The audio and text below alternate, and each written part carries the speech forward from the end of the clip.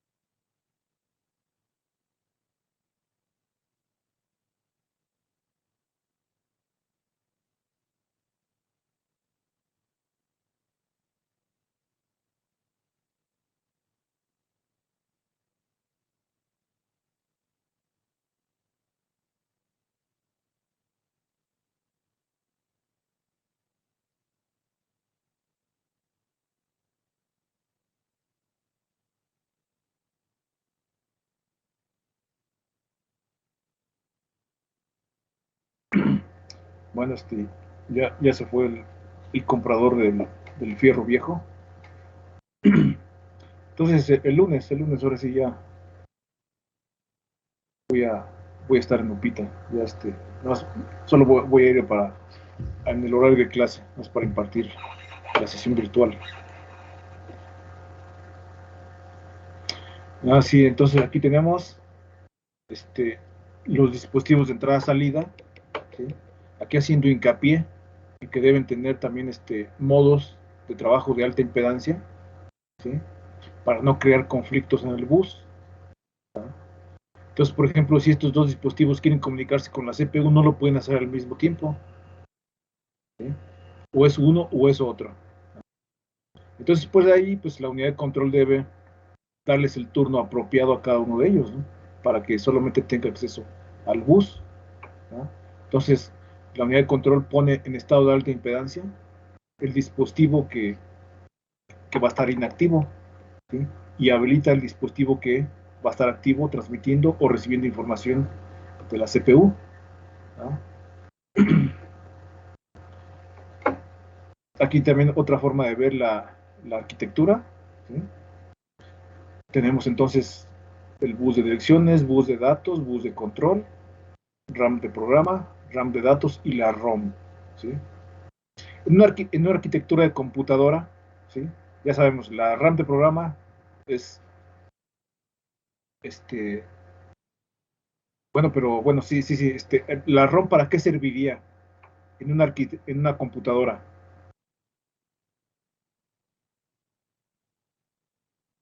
RAM de datos, RAM de programa y la ROM.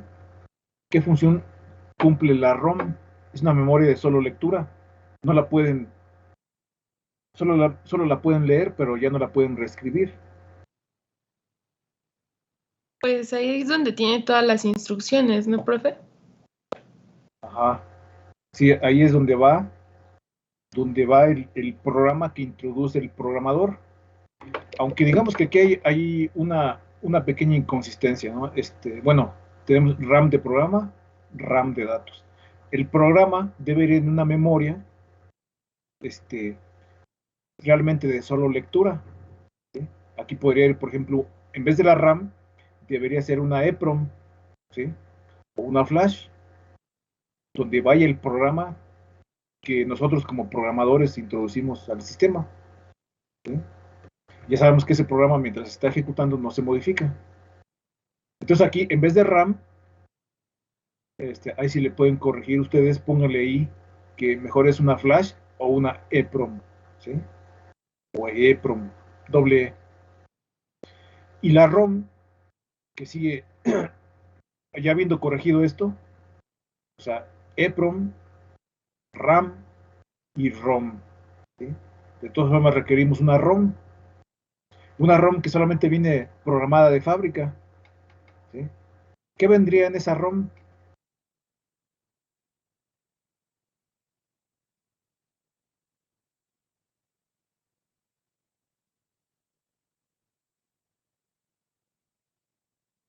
¿Qué hay en esa ROM que solamente viene programada por el fabricante? ¿Cómo le dicen eso? ¿El firmware? ¿Cómo se llama? Firmware, ¿sí? El firmware del dispositivo, ¿sí? Es lo que entra en juego primero, antes de que se carguen sus propios programas o el sistema operativo, ¿sí? De la computadora, entra en juego lo que está en la ROM, o sea, en su firmware, ¿sí? Es lo que sería de antes el BIOS, ¿no? ¿Sí? El BIOS del sistema, ciertamente, ¿sí? Conectan ustedes energizan el sistema y lo primero que se pone en marcha es ese firmware o BIOS que está en la ROM. Así es, ¿sí?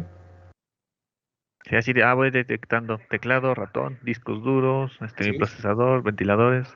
así es. Hace un chequeo de todo, todos los elementos del sistema, del reloj también incluso, el calendario, ¿va? Etcétera. Entonces, eso es lo primerito que se pone a trabajar, ¿va? Y ya si pasa todo ese chequeo, ahora sí se empieza a cargar el sistema operativo. Profe, y si borramos eso ya se llamaba, o sea, ya no podemos, ahora sí que ya no detecta nada, ya se muere. O sea, Sí, si queda muerto, o sea, realmente al momento de encender la máquina solamente te pone un mensajito ahí, una línea de error, ¿sí? Ahí en la pantalla, diciendo que pues falló tal o cual rutina, ¿sí? De chequeo, y ahí se queda, ya no arranca desde ahí, ya no avanza más bien desde ahí, ¿sí? y Entonces ya ahí, no la podemos volver a escribir, así como no, sí, sí sí, se puede sí, escribir. Nos sí, había comentado que con luz ultravioleta, ¿no, profesor? así es, ¿no? Entonces tienes que quitarle el BIOS, ¿sí? Ajá. O el chip del BIOS a tu computadora, ¿sí?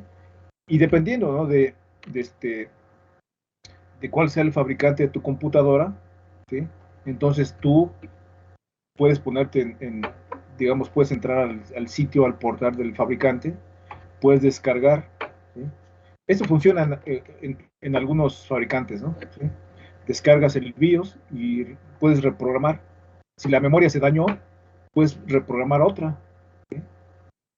¿Verdad? Hay que ver qué tipo de memoria es, ¿no? Si es una EPROM o una EEPROM, ¿sí? Si es una EEPROM,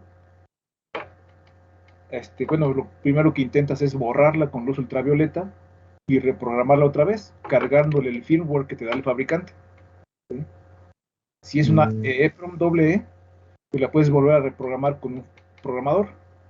¿Sí? No es necesario que la borres con luz ultravioleta, primero checa si se puede borrar. Si ya no se puede borrar, entonces mejor consigues otro chip, ¿sí? Y le cargas el firmware del fabricante. ¿Ah? Profe, una pequeña pregunta. Sí. Entonces, ¿el firmware sería con una clase de driver de bajísimo nivel? Sí, así es, de muy bajo nivel, ¿sí? A nivel de puro hardware, nada más, ¿sí? Es un microcódigo, más bien. Ahí no estamos hablando de lenguaje C o lenguaje Java, no, es un lenguaje de muy bajo nivel, ¿sí? Para precisamente manejar puro hardware nada más. Se pone en contacto con los drivers de los dispositivos, ¿sí? Se comunica con ellos para ver si trabajan bien, si responden, ¿ah? Y entonces ya que todo responde, entonces ya dice, no, pues entonces ya la computadora ya está apta para que pueda cargar el sistema operativo, ¿sí? Ok, Sí. gracias, profe. El compañero que me preguntó ahorita que si estaba dañando el firmware y que ya después ya no hacía nada, normalmente pues si está dañando el firmware del BIOS, normalmente ya no hace nada, ¿no? ¿Sí? Pero digamos que si alguien llega, algún experto, así, que pues sabe cómo ponerle un bypass a eso, que sepa ponerle un bypass, pues sí, muy posiblemente pueda hacer que arranque la computadora sin necesidad de BIOS, ¿sí?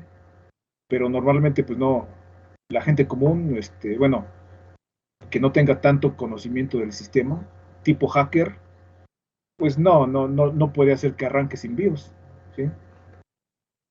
¿De acuerdo? Sí, es que una vez me pasó de que estaba la compu normal, ya una compu ya como del 2011, y la prendí y de repente, Se quedó sin imagen. no, sí cargó lo primerito, la BIOS, pero no detectaba los discos ni los periféricos, se quedaba nada más en el procesador y ahí se colgaba. Entonces me puse a investigar y me decían, no, pues, unos decían que le borrara la BIOS. Le digo, no más, pues está muy grosero, no la vaya. Y también decían que si borrabas la BIOS o te metías muy a nivel de hardware, si lo Sí. hacías mal o no lo respaldas, se supone que queda inservible, además de que, bueno, pues está fija en la tarjeta y pues para desoldarla o sacarla, es un relajo y resulta que lo único que estaba incorrecto era una pila que tiene de 3.3 volts que Se lo debe haber coordinaba. agotado. Ajá, no me acuerdo qué decía que coordinaba algo del reloj, porque siempre que la prendía me decía que la hora estaba incorrecta y cuando quería entrar a la red me decía no se puede acceder a internet porque está desincronizado, no sé qué tanto. Ah, es que eran los certificados, yo que sepa será por tiempos, ¿no? Y años igual. Y lo que pasa es de que como esas EPROM se alimentan por medio de esas pilas, porque se desconecta, ¿no? Nuestra computadora de la electricidad. Y entonces toda la configuración que pueden llegar a tener, sea por defecto o la que uno hace manualmente, pues se guarda y se mantiene viva, por decirlo así, gracias a la energía de la pila. Entonces imagínate, se acaba la pila y todo vuelve siempre en defecto, una y otra vez, cada vez que uno apaga la computadora y la desconecta de la red eléctrica. Sí, sí, eso pasa. De hecho, es muy poco probable que se dañe así como tal el BIOS, ¿no? ¿Sí? A menos que no se haya tal vez alguna descarga así muy fuerte, ¿no? Que eléctrica en la línea, ¿no? Y por ahí causa una perturbación así mayor. Pero no, en general casi no, nunca se daña, ¿eh? Es muy raro la vez que se daña el BIOS, pero sí, ese es el problema fundamental. Cuando se gasta la pila, si la computadora ya es muy vieja, ¿sí?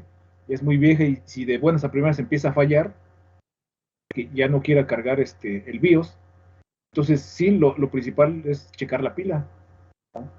La pila de 3.3 volts, porque de hecho, eso es lo que mantiene vivo el reloj del sistema, ¿no? Sí, para que se mantengan ahí los certificados, ¿no? De funcionamiento de los elementos, ¿no? que componen el sistema. ¿Sí? Y sí, ese es el problema fundamental que hay que checar. Simplemente, si la computadora es muy vieja, entonces la pila es la responsable ahí. ¿Sí? Pero ciertamente sí, o sea, no, volviendo a la pregunta inicial, si no tiene BIOS tu computadora, pues no arranca, no carga el sistema operativo. ¿Sí? Y si no tiene BIOS, pues significa que o está fallando el chip del BIOS o la batería, ya se acabó. ¿Sí? ¿Sale? Dale, profe.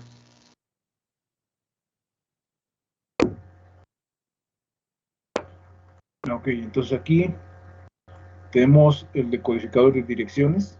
¿Sí? ¿Qué hace el decodificador de direcciones? Tenemos bus de direcciones, registro de direcciones, registro de datos, bus de datos. Aquí tenemos la memoria, ¿sí? Y su decodificador de direcciones. ¿Qué viene haciendo el decodificador de direcciones? Ya sabemos que en cada dirección de memoria guardamos un dato, ¿sí? Así sucesivamente, ¿no? Los datos, ¿cómo se acomodan? Dice, un decodificador de direcciones es un circuito lógico combinacional que indica que un área particular de memoria está siendo direccionada o apuntada por el microprocesador. ¿Sí? Para poder conectar un dispositivo de memoria al microprocesador, es necesario decodificar la dirección enviada desde este último. La decodificación hace que la memoria funcione en una sección o una partición única del mapa de memoria. Sin un decodificador de dirección, solamente un dispositivo de memoria podría conectarse al microprocesador, lo cual lo haría prácticamente inútil. Este decodificador de direcciones, entonces, vendría siendo como por ejemplo, ya ven los cines, ¿sí? Y está ahí una persona que es el acomodador, ¿no? ¿Sí? Entonces llegan las personas y ese acomodador los lleva directamente a un lugar desocupado, ¿no?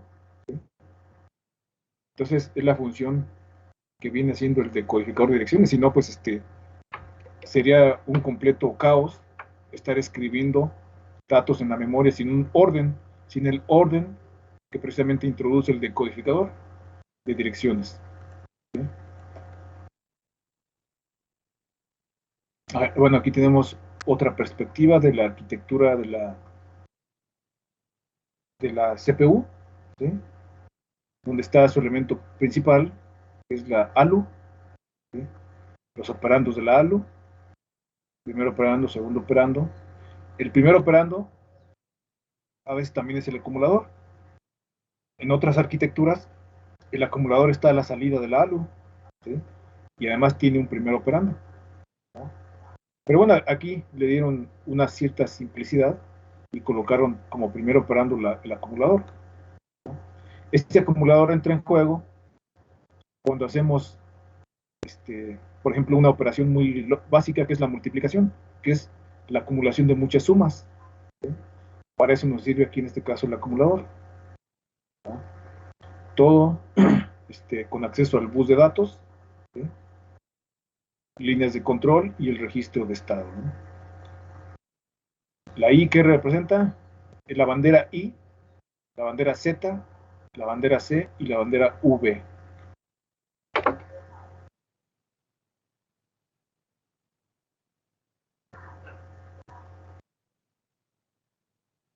La I pues es la bandera de interrupción, ¿no? La Z la bandera del cero, la C la bandera del carry y la V, ¿qué representa la V?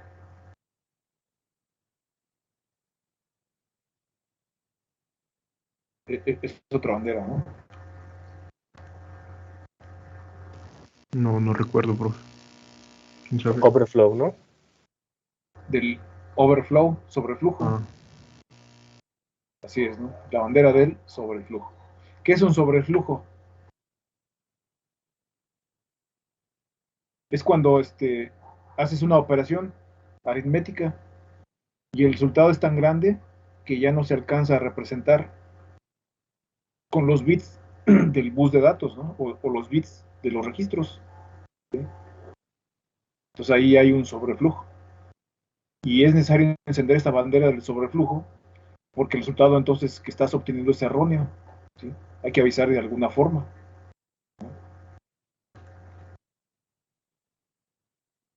Bueno, simplemente lo que se ve por dentro de la memoria, ¿sí?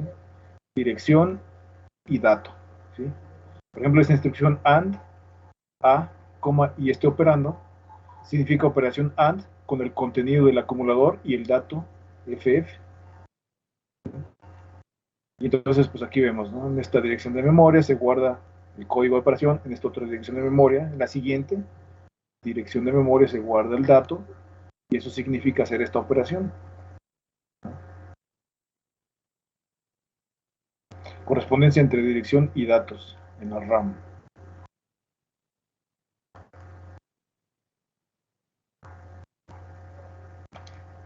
Bueno, aquí las instrucciones de un microprocesador se dividen en aritméticas, lógicas, direccionamiento directo, indirecto, de entrada, salida y de salto. Ok, aquí tenemos una instrucción de salto. Ok, ¿cuándo se produce un salto? Bueno, pues cuando se cumple una determinada condición, ¿sí? Entonces los saltos son actividades periódicas, ¿no? ¿Sí? Cada cierto tiempo se está produciendo un salto para ejecutar una rutina, ¿sí? Entonces son eventos totalmente síncronos, los saltos en el sistema. Como ya comentamos lo de las interrupciones son eventos asíncronos, ¿sí? Las interrupciones también provocan un salto, pero ese salto se da de manera asíncrona en cualquier momento, ¿no? Y entonces el llamado a subrutinas son eventos totalmente síncronos, programados.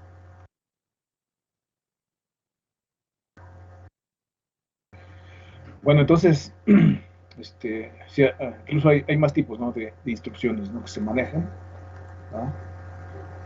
Y incluso muchos tipos de direccionamiento. ¿Para qué utilizamos el direccionamiento? Pues es la forma en la cual accedemos a la memoria o a un registro, ¿sí?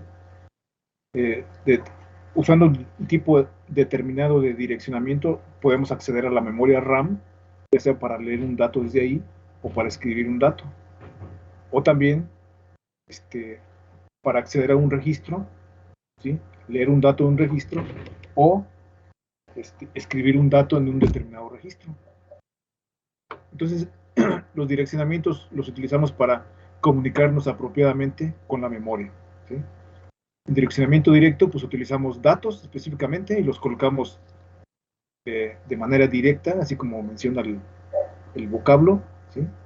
Y en el direccionamiento indirecto nos utilizamos direcciones de memoria, ¿sí? Ahí manejamos direcciones de memoria con punteros y todo eso, ¿no?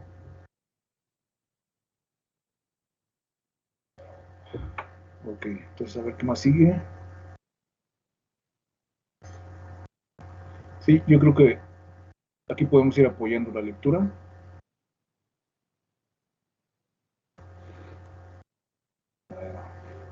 Sí, vamos a pedirle a algunos compañeros o compañeras que ahí nos apoyen en la lectura.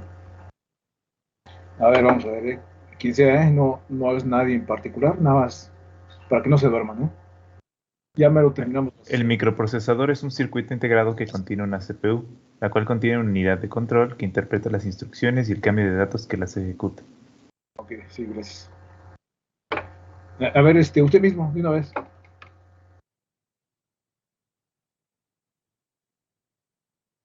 Los pines de un microprocesador sacan al exterior las líneas de sus buses de direcciones, datos y control. Lo anterior permite conectarse con la memoria y los módulos y configurar una computadora. Ok. Se dice que un microprocesador es un sistema abierto porque su configuración es variable de acuerdo con la aplicación a la que se destine y con el que se puede construir una computadora acoplándole los módulos necesarios.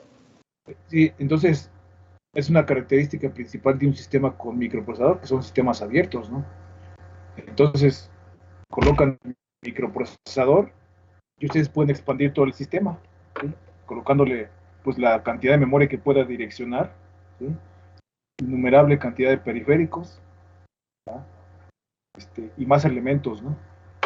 Entonces, no es un sistema cerrado, o sea, que ya no crece, ¿no? Sino que, pues, dependiendo de las posibilidades o de la capacidad que tenga el microprocesador, le pueden agregar muchos módulos, ¿sí?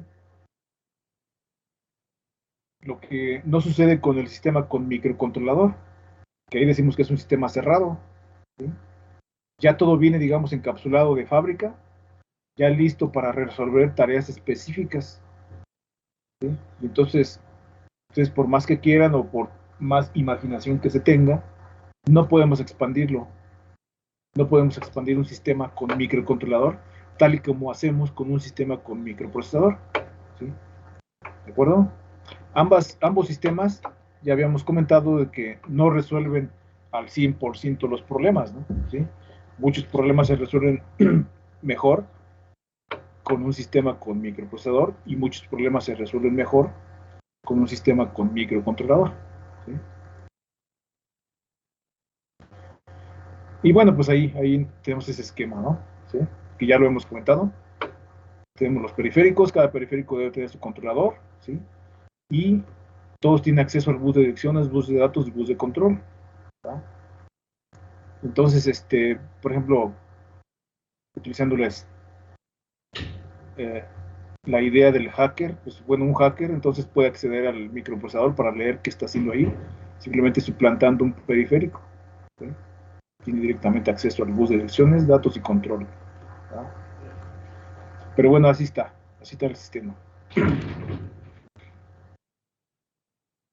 Así, entonces decíamos que un microcontrolador es un sistema cerrado, ya que contiene una computadora completa y de prestaciones limitadas que no se pueden modificar del todo, ¿sí? Todo viene en un chip, ¿tá? Incluso no podemos decir que le podemos expandir la memoria a un microcontrolador, ¿sí? La mayoría de las veces no se puede hacer, pero un sistema con microprocesador sí le podemos expandir la memoria. Es la gran diferencia. Con razón, siempre me preguntaba que por qué los procesadores tenían muchos pines. Y pues ahí está la respuesta. Sí, claro, claro. O sea, y muchos pines precisamente correspondiente al bus de direcciones, ¿sí?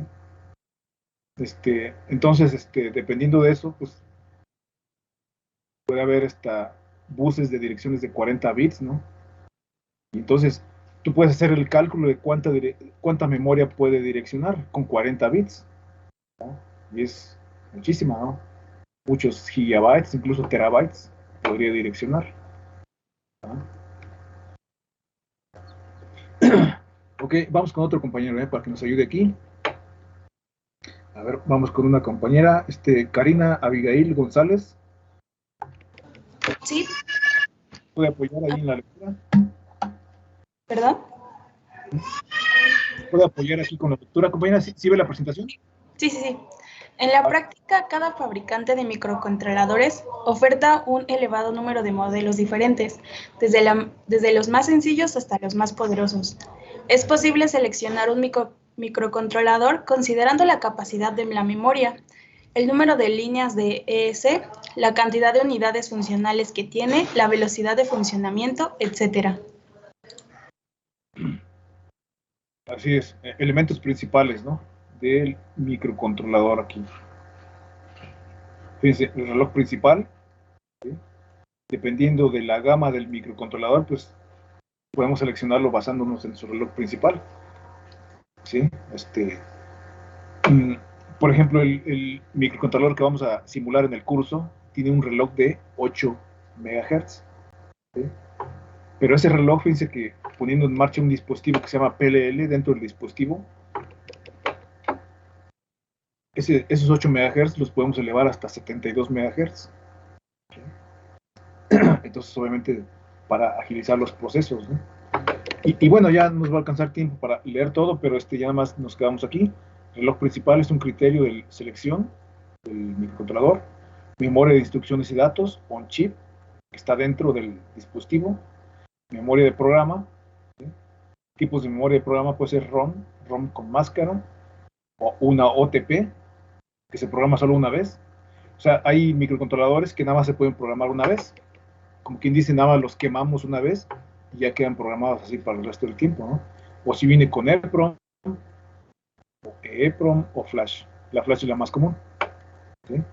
¿Sale? Entonces, ya para no hacer la cansada, entonces retomamos aquí el lunes.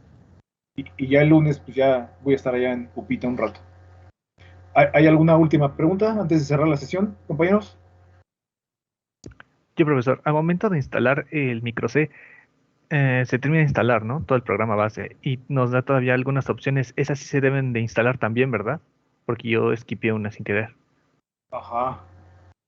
Sí, mira, de preferencia para evitar problemas, sí, instálalo con todas las opciones que te da. ¿Sí? No ocupa mucho espacio, ¿eh? No es muy pesado el micro C, ¿sí?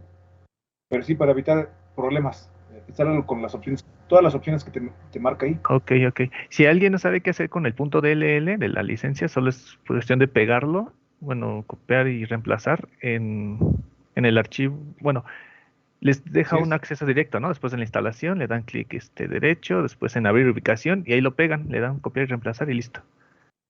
exactamente es lo que se tiene que hacer. Ajá. Sí, porque si no le ponen esa licencia, las prestaciones del micro C son limitadas.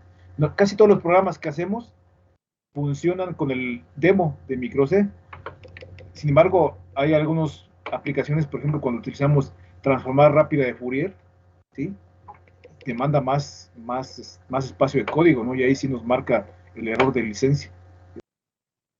¿Sale? Entonces, sigan el consejo que les dio el compañero y para que no tengan problemas. ¿Sí? Entonces, nos vemos el lunes. Que tengan buena tarde. Buen fin de semana, profe. Adiós, Gracias. profe. Hasta luego, amigos. Gracias. Hasta luego.